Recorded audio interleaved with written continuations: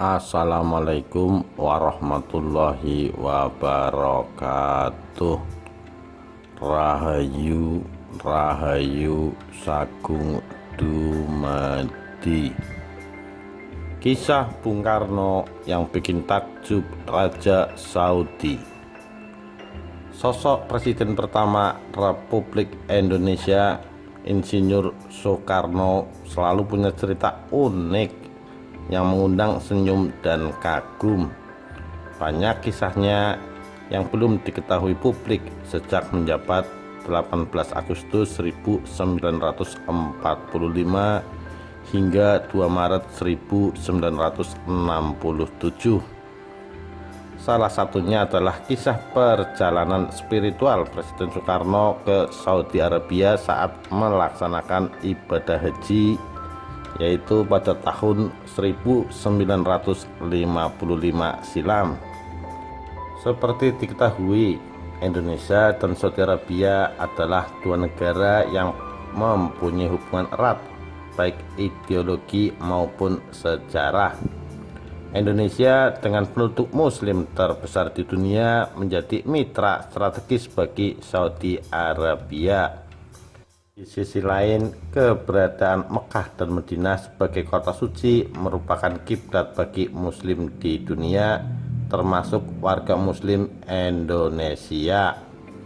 Keharmonisan pemerintahan Indonesia dan kerajaan Saudi ini telah terjalin baik sejak dulu hingga sekarang.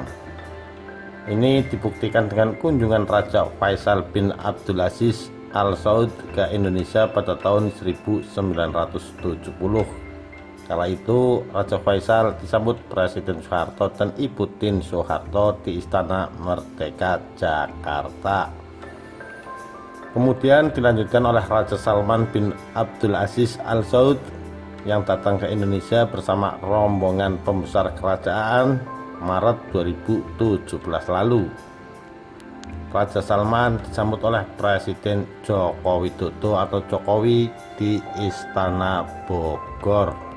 Sebelum Raja Faisal dan Raja Salman mengunjungi Indonesia, Bung Karno telah lebih dahulu melakukan kunjungan ke negara kaya minyak itu.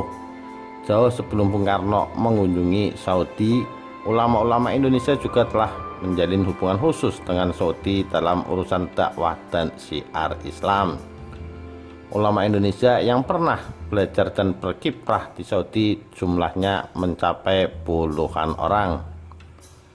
Dari puluhan ulama ini, ada 3 ulama yang sangat berpengaruh karena pernah menjadi imam besar di Masjidil Haram, Mekah. Ketiganya adalah Syekh Junaid Al-Batawi, Syekh Nawawi Al-Bantani, dan Syekh Hatib Al-Minangkabawi. Bung Karno sendiri ketika berkunjung ke Saudi pada tanggal 18 Juli 1955 disambut sebagai tamu kehormatan oleh Raja Saudi bin Abdul Aziz Al Saud. Sejarah Saudi Arabia mencatat perbaikan jalur antara Bukit Safa dan Marwah adalah berkat saran Bung Karno kepada Raja Saudi. Sebagai tokoh yang saat itu berpengaruh di negara-negara anggota gerakan non-blok, Bung Karno juga pernah menawarkan ide penanaman pohon kepada Saudi. Tak hanya mengirimkan ribuan bibit pohon, Bung Karno juga mengirimkan ahli tanaman dari Indonesia untuk mengembangbiakan tanaman yang memang cocok tumbuh di daerah tandus tersebut. Kini pohon Soekarno tumbuh dengan rimbun di berbagai wilayah di Arab Saudi, baik di Mekah, Madinah, Jeddah hingga kawasan Padang Arafah. Keberadaan pohon-pohon ini sangat membantu menurunkan suhu panas saat jamaah haji melaksanakan wukuf. Pemerintah Arab Saudi juga secara khusus memelihara keberadaan pohon Soekarno itu. Bahkan di Arafah ada saluran air khusus yang ditanam dalam tanah untuk menyirami setiap batang pepohonan itu. Pada tahun 1955, pengaruh Bung Karno memang begitu besar, tidak saja di negara-negara Asia dan Afrika, tetapi hingga ke Eropa, Amerika, bahkan Timur Tengah, termasuk Saudi Arabia. Raja Saudi sangat mengagumi Bung Karno sebagai pendorong kemerdekaan negara-negara Asia Afrika. Saat kunjungan Bung Karno ke Saudi, Raja Saud bin Abdul Aziz benar-benar memberikan sambutan super hangat.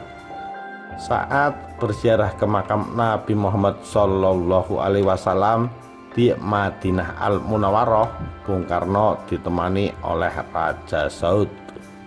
Ada cerita menarik ketika berziarah ke makam penghulu para nabi dan rasul itu, Sayyid Husain Mutahar, pengarang lagu-lagu perjuangan seperti Hari Merdeka, 17 Agustus tahun 1945, Himne Pramuka, Syukur, menceritakan kisah Bung Karno yang begitu menghormati dan mencintai Rasulullah Shallallahu Alaihi Wasallam. Sayyid Mutahar yang ikut dalam rombongan haji Bung Karno bercerita, saat Bung Karno berjalan ke kota Madinah bersama Raja Saud bin Abdul Aziz, Bung Karno bertanya kepada Raja Saudi, di mana makamnya Rasulullah Shallallahu Alaihi Wasallam, wahai Raja? Raja Saud bin Abdul Aziz menjawab, oh, itu makam Rasulullah, sudah terlihat dari sini. Saat itu juga Bung Karno melepaskan atribut-atribut pangkat kenegaraannya.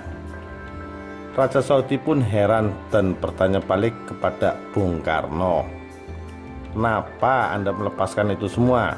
Bung Karno menjawab dengan tegas, yang ada di sana itu Rasulullah Shallallahu Alaihi Wasallam, pangkatnya jauh lebih tinggi dari kita, aku dan dirimu. Kemudian Bung Karno berjalan merangkak menghampiri makam baginda Nabi Shallallahu Alaihi Wasallam. Bung Karno bersama beberapa rombongan sempat mengheningkan cipta dan berdoa di samping makam Nabi Muhammad Shallallahu Alaihi Wasallam. Bung Karno pun tak kuasa menahan tangisnya di depan makam manusia agung itu. Apa yang dilakukan Bung Karno saat ziarah ke makam Nabi patut diapresiasi, dan ini merupakan sebuah penghormatan sejati yang membuat takjub Raja Saudi. Dr. Soeharto, dokter pribadi yang ikut serta dalam rombongan haji Bung Karno, menuturkan betapa ia merasa beruntung sebab tidak seperti kebanyakan jemaah haji yang lain, Bung Karno dan rombongan diperkenankan berziarah ke makam Nabi Muhammad Shallallahu Alaihi Wasallam di areal Masjid Nabawi Madinah. Raja Arab begitu menghormati Bung Karno. Sebelum pulang ke Indonesia, Raja Saudi bin Abdul Aziz memberikan hadiah istimewa kepada Bung Karno. Ketika aku akan kembali ke tanah air, Raja Arab Saudi mengatakan, Presiden Soekarno, mobil Chrysler Crown Imperial ini telah Anda pakai selama berada di sini, dan sekarang saya menyerahkannya kepada Anda sebagai hadiah, kata Soekarno menirukan ucapan Raja Saudi. Sebagai balasannya, Bung Karno pun mengundang Raja Saudi untuk berkunjung ke Indonesia. Dalam perjalanan pulang itu, Bung Karno juga memberi pesan spiritual kepada Dr. Soeharto dan didengar anggota rombongan yang lain.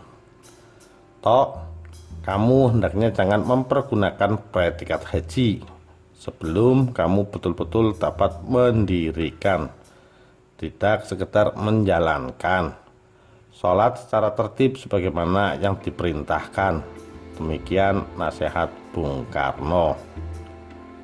Al-Habib Abu Bakar bin Hasan Al-Athas Az-Zabidi, ulama yang dekat dengan Gus Dur, mengemukakan alasan mengapa makam Bung Karno sampai saat ini didatangi banyak orang.